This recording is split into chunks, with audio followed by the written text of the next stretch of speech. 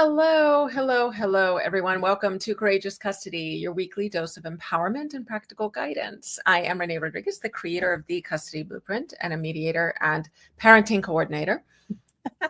And I'm Atra Tarfa, a level 3 trauma-trained internal family systems practitioner and co-founder of the Global Trauma Institute. Well, we understand the unique challenges that protective parents face in the courtroom. And our mission at Courageous Custody is to equip you with the strategic thinking and emotional support you need to navigate this difficult journey with strength and resilience. So every Thursday at 7 p.m. Eastern, we're going to go live on YouTube, Instagram, and Facebook, bringing you inspiration and insight from stories about courageous parents who have walked in your shoes and emerged victorious in big ways and small, and practical strategies from us to help you advocate for your children and manage your trauma as you go through a custody case. So let's dive in. We are not giving legal advice or therapy. No, and if you're feeling triggered, we want you to take care of yourself. So today's topic, as tomorrow is Valentine's Day, and so we wanted to talk about, post-custody case, trust in yourself, trusting in yourself romantically again.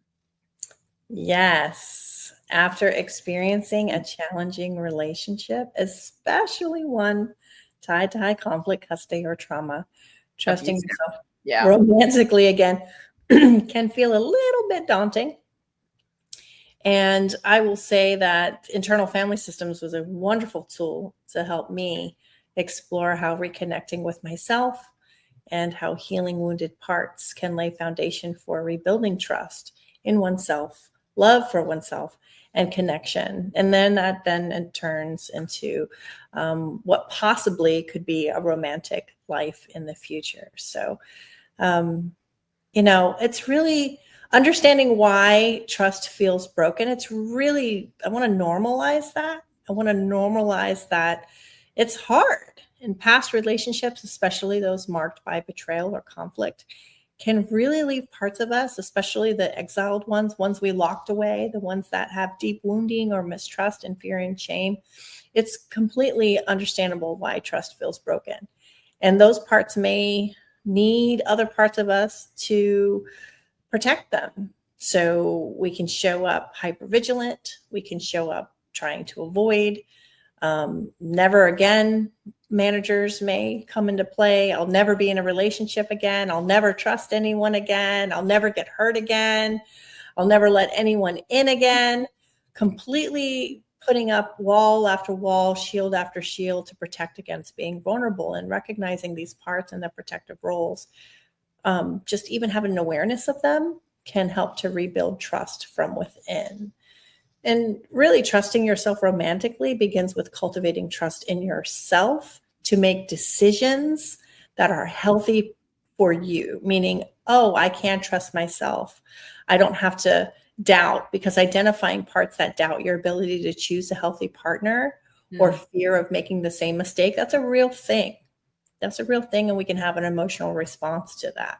So when we offer compassion to these parts by helping them sort of unburden those feelings of guilt or self-blame, that can be helpful to have our best self take the lead, differentiate between the fears of wounded parts, and really having a clarity of your intuition. Because, if you think about it, just a side note, when you come through a situation like that, there was a part of you that really was like, okay, this is not right.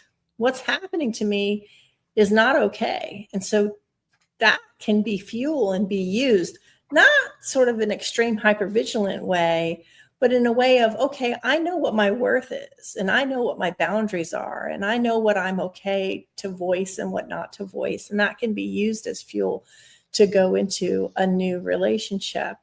But healing from those past wounds and unprocessed pain from those past relationships can make it difficult to trust others or feel safe. So spending time with those parts that have heartbreak or that have experienced betrayal. A lot of being married to a narcissist and divorcing a narcissist, betrayal is a factor that often comes into play. Somebody that you never thought would do some of the things that they've done that sound quote unquote crazy to everybody else around you, but are real things that are really happening, because divorcing a narcissist are very special cases. I think, Renee, you talk about it being 1% or 10% of all of them that go through. So just having some gentle curiosity and compassion can help parts release that. And it's also okay to not date. It's also okay to not date. So if there's hesitation, parts that want to protect you from the pain and resist the idea of trusting romantically again, that's okay too. You know, there might be some standards. Some of them might be really, really high standards. And that's just to protect you from being hurt again. I think accepting that and building a relationship with these parts of us that have opinions on dating are really key to moving forward with courage and clarity. And trusting yourself romantically isn't really about rushing into a relationship or finding the appropriate partner or any of those things. It's really about trusting you and reconnecting with your self energy. And there are typical practical internal family system strategies that you can use. I've talked about mapping. When I talk about mapping, I mean literally journaling and going, what am I feeling right now when I say the word dating? What comes up? Do I want to throw up? Is there a stomach ache? Is there an eye roll? Is there what comes up? Yeah, and just journaling about that. That's what I'm talking about when I mean journal. So just sitting there and setting some small steps towards vulnerability, even if it's just vulnerability with yourself, being honest with yourself and what you're feeling. Yeah, I saw the little eye roll, Renee. What is that? Share what that's about. No, I think it's I agree with all of this. And one of the things I've really noticed is that like right now what we see trending is a lot of people talk about whether or not they feel happier with someone or without, right? And there are some, interesting statistics being thrown out and about. I don't have any on hand at the moment. I know I'm the statistics person, but right now, I do find it interesting that it's an incredibly high statistic for males, for men who do well when they are dating, when they have a romantic partner, right? And then it's a much lower statistic for women, and when they have a partner, what does that mean for them? What is their quality of life, right? And so when you talk about it's okay if you don't want to, a part of me really thinks about the parents we've worked with who have said, I haven't dated for a long time and I'm actually happier. And one of the things that you pointed to was, you first have to work on what's inside to decide, when am I going to go? What do I need to do for myself post custody case, right? Post all of this, post abuser, right? What is it that I have to do for myself with that trust? And what then does that mean? Yeah, what then does that mean? Can I trust myself again? Because there's a lot of self-blame that I've noticed that goes into situations like this.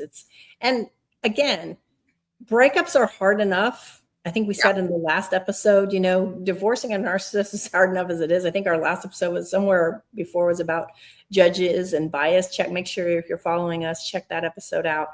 But there's just a lot of self-blame that goes involved. And we were talking about last episode that's like a double whammy, like divorce and accident, and then having to deal with the judge's bias on top of it.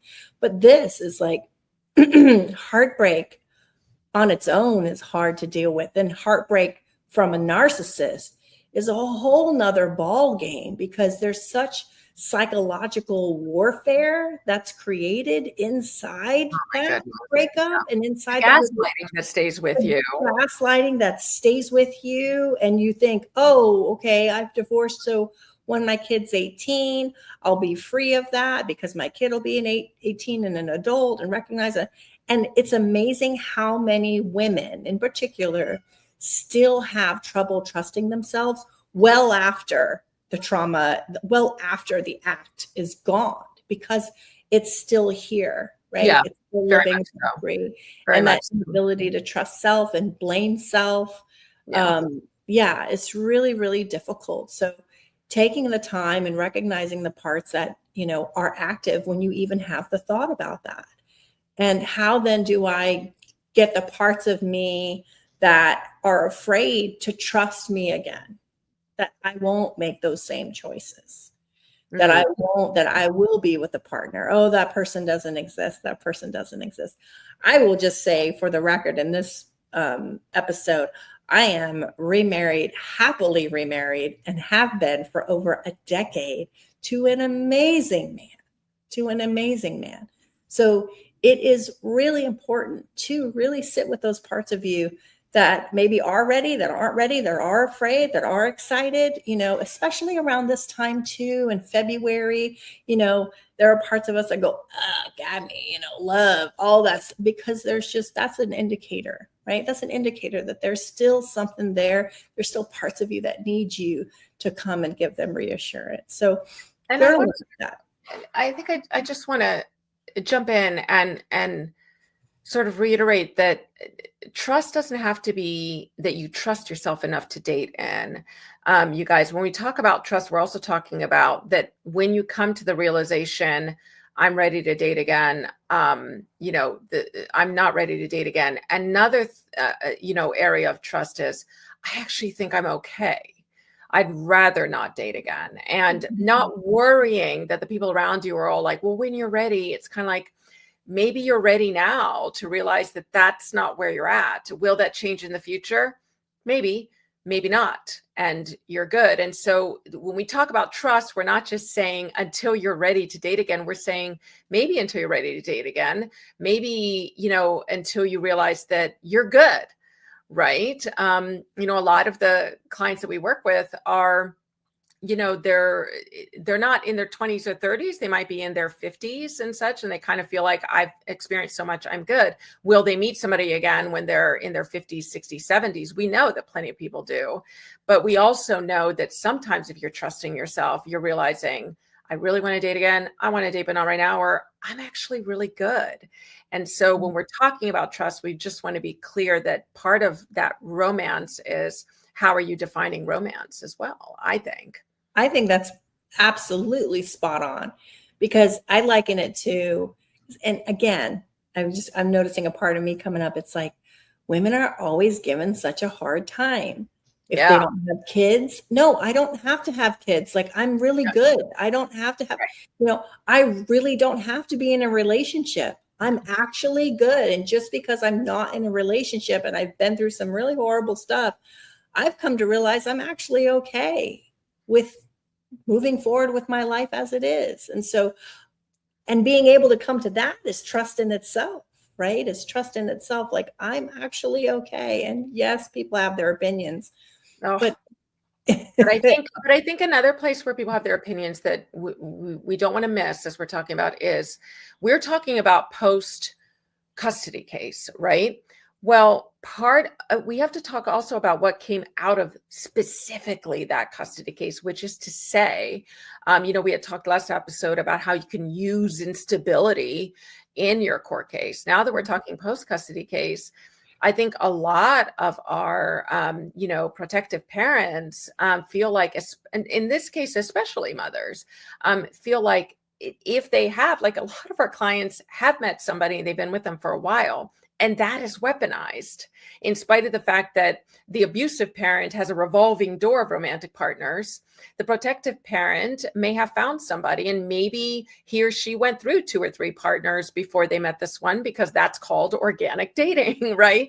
But the problem is, how do they trust them? This is, you also have to talk about trusting yourself after the court itself, or any of the court professionals, or anybody with their own personal biases who are making decisions about your case in the court system have come away and said, oh, you're already dating? Well, are they good to the kids? Are they this? And suddenly you have to wonder about trusting yourself if you had a relationship that has gone away, or how are you trusting yourself romantically with this person after this person may have been excoriated and torn apart themselves as part of your custody case. So I think that's also, I want to put that in the trust bucket as well, post custody case, what people have gone through with their then and current or then partners, and how that influences their thinking. yeah, and it starts, this whole concept of trusting in oneself starts way before dating even gets on. Oh, yes. Do I even trust myself to, you know, oh my gosh, so many simple things. Like, do I trust myself with sending this email? Like, do I trust myself with how I worded this? Do I trust myself with the clothes that I picked, my outfit that I chose for today? Like, it starts with such simple things, because divorcing a narcissist and the gaslighting, it is literally designed to devalue, discard, and really have you doubt every single decision that you make. And so trusting yourself, so that if you choose to in the future get to a point where you're wanting to pursue a romantic relationship, really begins with really, really small steps of being vulnerable with yourself, guiding yourself through, from self-leadership, and really taking those first steps to be compassionate towards trusting yourself again, turning inward and letting the parts of you that have a story to share that story, and having, from a place of self, being able to offer the compassion to help guide you towards healing. So rebuilding romantic trust begins within. As I said earlier, it starts way beyond the involvement of another person. And by healing wounded parts and embracing the self energy that's inside of us, you can approach love with openness and clarity. So remember, you are worthy of love, connection, and trust. Yes. Not just with others, but within yourself as well. Wonderful way to end before Valentine / Galentine / whatever cool name we're coming up with to celebrate the Day of Love. So that's all for this week's episode of Courageous Custody. But before we go, thank you so much for joining us, whether live or on replay. We're so grateful to have helped in any way we may have. We have some great takeaways for this week. Understand why trust feels broken, recognize the role of protectors in romantic hesitation, and move forward with courage and clarity. Yes, next week, join us again, 7 p.m. Eastern here. Like or follow or bookmark us so that you can get the notifications and not miss anything, because what we're talking about might catch you just when you need it. Yes. So leave your own comments below. And wherever you are listening, remember, you're not alone. Until next week, stay strong, stay informed, keep fighting for what matters most. Bye-bye, everybody.